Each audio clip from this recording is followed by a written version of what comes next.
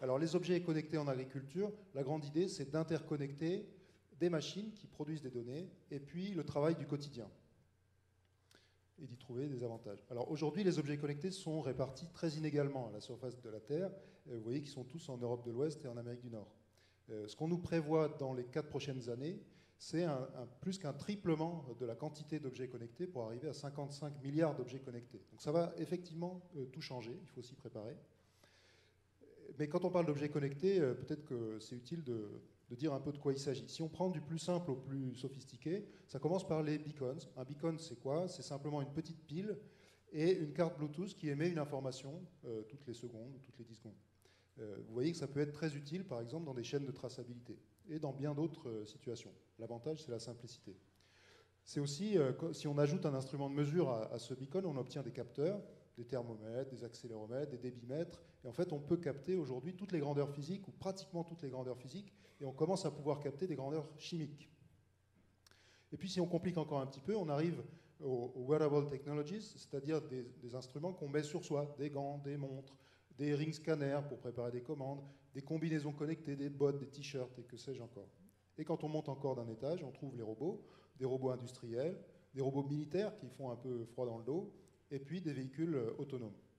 Alors en agriculture, bien sûr, il y a des robots, vous savez bien, des robots de traite, et puis des robots en culture aussi, des bâtiments connectés qui créent beaucoup de données et qui ont tendance à faciliter la conduite des lots de volailles ou de porcs, par exemple.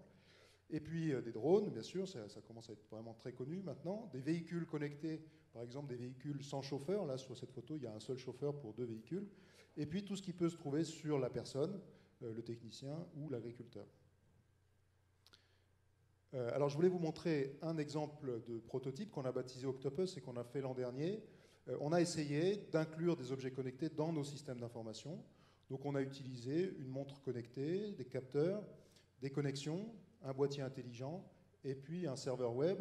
Et effectivement, comme le disait Serge, c'est Octopus, on l'a appelé comme ça parce qu'il y a beaucoup de bras et un cerveau au milieu. Mais ça peut s'appliquer à beaucoup de situations. La situation que je voulais vous montrer, c'est celle d'une solution faite pour les laiteries. L'idée, c'est de surveiller la température du lait dans le tank de façon à garantir la chaîne du froid et à éviter en particulier de contaminer des citernes avec du lait qui n'aurait pas été correctement refroidi. Et puis, c'est aussi de faciliter les opérations de maintenance. Donc, je vous invite à regarder ce petit film. Adventiel vous présente son dernier proto, Octopus, la solution pour vos objets connectés.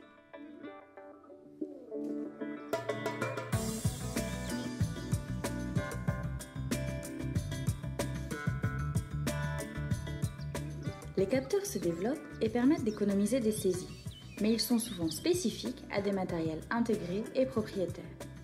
Le traitement des données n'est aujourd'hui pas centralisé dans un système unique.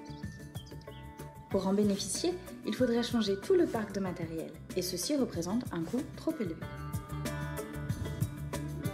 Imaginez que dans votre métier, vous puissiez capter de nouvelles données et devenir plus compétitif. Prenons un exemple dans l'élevage laitier. La qualité du lait est très importante. Elle est garantie par son bon refroidissement dans les tanks. Adventiel a développé et testé Octopus, la solution pour vos objets connectés. Franck est éleveur de 70 vaches laitières. Simon, lui, est responsable du parc de tanks à lait pour sa laiterie. Il intervient en maintenance et garantit leur bon fonctionnement.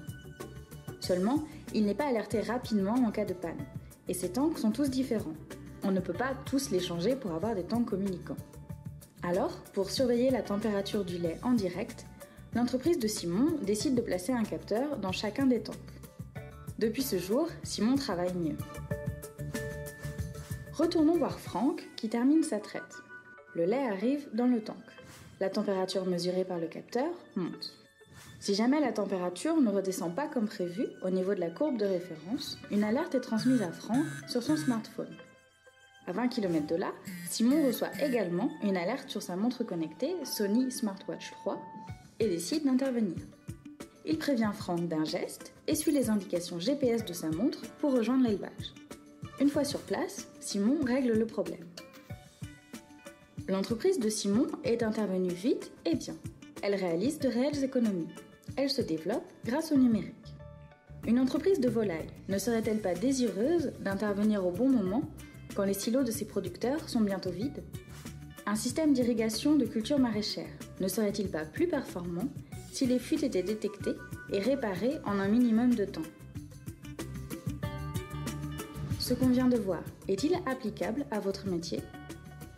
On a vu une donnée captée, une donnée comparée à une référence, une alerte envoyée à la bonne personne, une information prise en compte, une intervention dans les temps, et toutes les données sont tracées dans votre système d'information.